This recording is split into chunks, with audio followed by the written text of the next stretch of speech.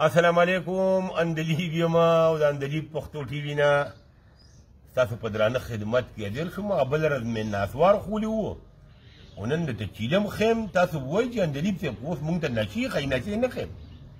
صرف دا راته وامه چې پخوا زه چې کله وړوکی وم او چا به چاته ست کو نو به هلکه څه اوبه چیلم وکړه. اوبه چیلم به وي چای نه وه. اوس خو یې چای اوبه کوو که نه، مخکې به وي اوبه چیلم کوو. په دې چاربیتې جوړې شوي دي. دا چیلم چې و دته به یې د حجرې مشر وي. د په بلا ټپو کې د چې د حجرې ګوټ در باندې پرېوده چې د چیلم نچه د خولې کې پاتې شي نه. نو په دې بلا شعر ټپې دي، په فوکلور کې په دې بلا خبرې شوي دي. دا هغه چیلم دی چې کله دلته به ښادي وه یا به غم و، نو د کلي خدمتګارانو ډمانو دوو کسو به یو کسه به کڅوړی وه، ستاره به ورته لګولې وي، په هغې کې به تماکو و، بل سره به ماچس ډبه وه ده. نو هغه به تلي کې ومخل داسې، نو دا سر دي کې دې ته ګیټی وایي، دې کې پرتی داسې به یې جوړ کړو او دې له به یې زور ورکړو. نو کاکا به کټ کې ناست نو تیلې به یې پرې وو، نو هغه ته به یې داسې کړو. نو چې هغه به راخ کړو نو بیا چې به یې د هغه نه دې خوا کړو نو بیا به یې داسې پوکې ورکړو، دې به یې تیلوګې ویستو او دوباره بل کس ته.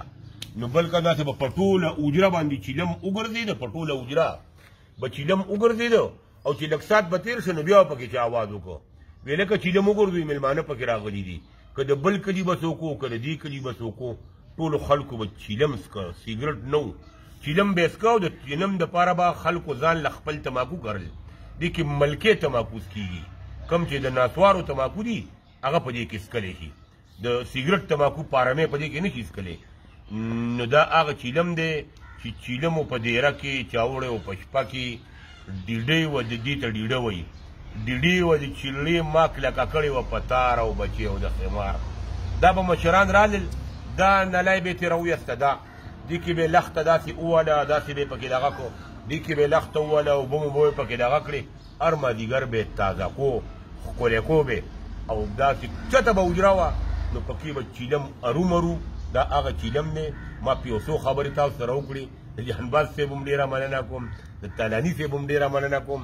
دا زمونږ کلتور دی، دا زمونږ کلچر دی. نو با تاسو ته دقه ښایو چې اوس دا څیزونه نایاب دي، خو دلته د سجاد چیرمین دی په حجره کې اوس هم چیلم شته دی او څوک به راځي، څوک چیلمچي به دې ځای وي راځي به نسکي به. او اجازت غواړم په لوی الله سپارو. الله په امان.